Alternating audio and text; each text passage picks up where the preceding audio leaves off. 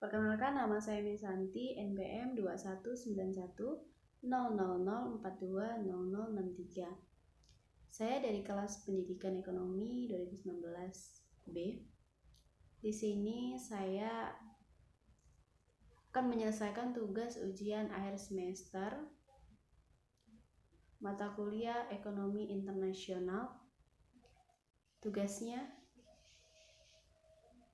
saya analisis keberadaan perusahaan Gojek di Indonesia. Profil perusahaan PT Gojek Indonesia atau Gojek pertama kali didirikan oleh Nadiem Makarim pada tahun 2010. Gojek adalah perusahaan berjiwa sosial yang memimpin revolusi industri transportasi ojek. Gojek bermitra dengan para pengendara ojek berpengalaman di Jakarta, Bandung, Bali, Surabaya, dan menjadi solusi utama dalam pengiriman barang, pesan antar makanan, berbelanja, dan bepergian di tengah kemacetan. Tukang ojek yang bernaung di Gojek juga sudah mencapai 7.500 driver di area Jabodetabek saja. Dengan perkembangannya yang pesat ini, kabarnya Gojek telah menuai prestasi sebagai juara 1 dalam kompetisi bisnis Global Entrepreneurship Program Indonesia di Bali. Selain itu, Gojek telah memperoleh penghargaan dari komunitas bisnis maupun sosial. Di situs resminya disebut Gojek memberikan layanan jasa kurir, jasa transportasi, jasa delivery makanan, dan jasa belanja dengan nominal 1 juta rupiah. Gojek dapat dipesan melalui Gojek aplikasi yang bisa diunduh melalui Play Store maupun aplikasi Store. Dalam waktu 1 bulan, aplikasi ini sudah mencapai 150.000 download dengan rating 4,4 dari 5 bintang. Untuk pembayarannya pun memiliki 2 cara, yaitu cash atau menggunakan Gojek Kredit. Gojek Kredit adalah metode pembayaran Gojek yang dibuat cashless dan dapat digunakan untuk membayar semua layanan. Hingga bulan Juni 2015, aplikasi Gojek sudah diunduh sebanyak 400.000 kali di Google Play pada sistem Android.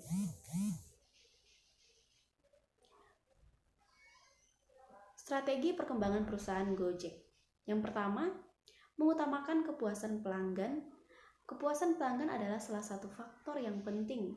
Maka Gojek dapat memperkuat pengembangan 3 pilar produk yang dibutuhkan dan diminati pelanggan, yaitu pesan antar makanan dan minuman, pembayaran, serta transportasi. Yang kedua, memastikan pertumbuhan dan keberlanjutan bisnis menuju kesiapan melantai di bursa. Gojek dapat fokus pada pertumbuhan yang berorientasi pada penguatan produk untuk meningkatkan loyalitas pelanggan, terutama dari basis pelanggan yang menggunakan 3 atau lebih Gojek di setiap bulannya. Yang ketiga, menjadi perusahaan global melalui ekspansi internasional. Gojek menargetkan menjadi perusahaan karya anak bangsa yang semakin mengharumkan nama Indonesia di kancah global. Perusahaan akan meningkatkan rasio pelanggan di Indonesia versus internasional dari saat ini 80,20 menjadi 50,50 dalam 5 tahun ke depan. Ekspansi ke pasar-pasar baru di kawasan Asia Tenggara juga akan dilakukan. 4. Menjadi tempat kerja berkelas dunia. Dalam 6 bulan terakhir, Gojek telah berhasil merekrut berbagai pemimpin industri teknologi kelas dunia, antara lain dari Silicon Valley, serta perusahaan global terkemuka seperti Netflix, NASA, dan lainnya. Sekarang banyak orang dari seluruh dunia yang mau kerja di Gojek.